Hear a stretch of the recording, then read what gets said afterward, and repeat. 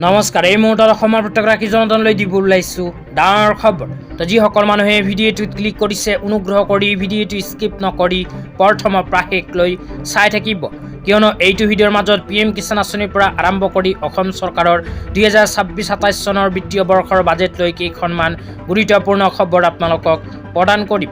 অনুগ্ৰহ কৰি ভিডিঅ'টোত ক্লিক কৰিছে যদি ভিডিঅ'টো স্কিপ নকৰি প্ৰথমৰ পৰা শেষলৈ চাই থাকিব।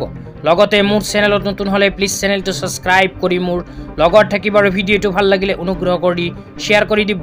তো বলক ভিডিঅ'টো আৰম্ভ কৰি আজি প্ৰথমটো গুৰুত্বপূৰ্ণ খবৰৰ বিষয়ে বিস্তাৰিত জানি লওক।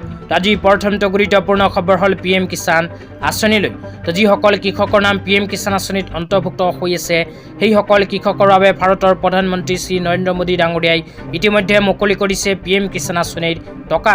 তো আপোনালোকৰ নাম যদি PM কিষাণ আঁচনিত অন্তৰ্ভুক্ত হৈ আছে তেন্তে অতি শীঘ্ৰেই নিজৰ বেংক একাউণ্টখন চেক কৰক। আপোনাৰ বেংক একাউণ্টত ইতিমধ্যে সোমাই গৈছে PM কিষাণ আঁচনিৰ 22 নম্বৰ কিস্তিৰ ধন। ভাৰত চৰকাৰে ইতিমধ্যে 9,32 লাখ কৃষকসকলৰ বেংক একাউণ্টত PM কিষাণ আঁচনিৰ টকা প্ৰদান কৰিছে। কিন্তু যিসকল কৃষকে এতিয়ালৈকে PM কিষাণ আঁচনিৰ টকা পোৱা নাই সেইসকল কৃষকে অতি শীঘ্ৰে কৰিব লাগিব কেইখনমান গুৰুত্বপূৰ্ণ কাম। কি কাম কৰিব লাগিব সবিস্তাৰে আপোনালোকক জনাই দিছোঁ। অনুগ্ৰহ কৰি ভিডিঅ'টো শ্বেয়াৰ কৰি আপোনালোকৰ বন্ধুবৰ্গকো চোৱাৰ কাৰণে সুযোগ প্ৰদান কৰিব। তো আপোনালোকে PM কিষাণ আঁচনিত আবেদন কৰাৰ পিছত এইবোৰ কাম যদি কৰা নাই তেন্তে PM কিষাণ আঁচনিৰ টকা আপোনালোকে নাপাব। তো কি কাম সবিস্তাৰে এতিয়া আপোনালোকক জনাই দিছোঁ। তো PM কিষাণ আঁচনিত আবেদন কৰাৰ পিছত আপোনালোকে যদি বেংক একাউণ্টৰ লগত আধাৰ কাৰ্ড লিংক কৰা নাই আৰু PM কিষাণ আঁচনিৰ EKYC কৰা নাই, লগতে PM কিষাণ আঁচনিৰ লগত নিজৰ মাটিৰ তথ্য পাতিখিনি সংযোগ কৰা নাই তেন্তে আপোনাৰ বেংক একাউণ্টত PM কিষাণ আঁচনিৰ টকা নোসোমাব। এই তিনিখন কাম কৰাৰ পিছতহে আপোনালোকৰ বেংক একাউণ্টত PM কিষাণ আঁচনিৰ টকা সোমাব। তো আপোনালোকে যদি এই কেইখন কাম আজিয়ে কৰি লয় তেন্তে আজিয়ে আপোনাৰ বেংক একাউণ্টত সোমাব PM কিষাণ আঁচনিৰ 22 নম্বৰ কিস্তিৰ ধন। তেন্তে অতি সোনকালে এই তিনিখন কাম আপোনালোকে কৰি লওক। তেতিয়া আপোনালোকক দিব ওলাইছোঁ আজি দ্বিতীয়টো খুবেই গুৰুত্বপূৰ্ণ খবৰ।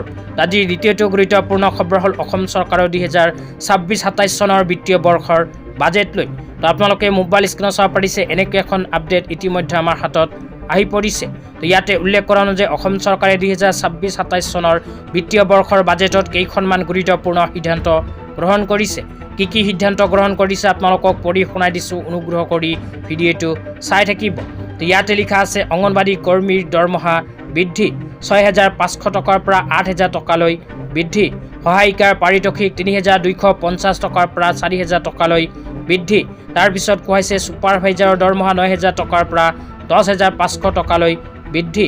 আশা কৰ্মীৰ দৰমহা 3,000 টকাৰ পৰা 4,000 টকালৈ বৃদ্ধি। তাৰপিছত কোৱা হৈছে ৰান্ধনীৰ দৰমহা 1,500 টকাৰ পৰা 2,000 টকালৈ বৃদ্ধি কৰিছে অসম চৰকাৰে 2026-27 চনৰ বিত্তীয় বৰ্ষৰ বাজেটত। আজি ইমানেই। ভিডিঅ'টো চাই কেনে পালে নিশ্চয় এইটো ভিডিঅ'ৰ কমেণ্ট বক্সত কমেণ্ট কৰি জনাই দিবলৈ নাপাহৰিব। তো ধন্যবাদ।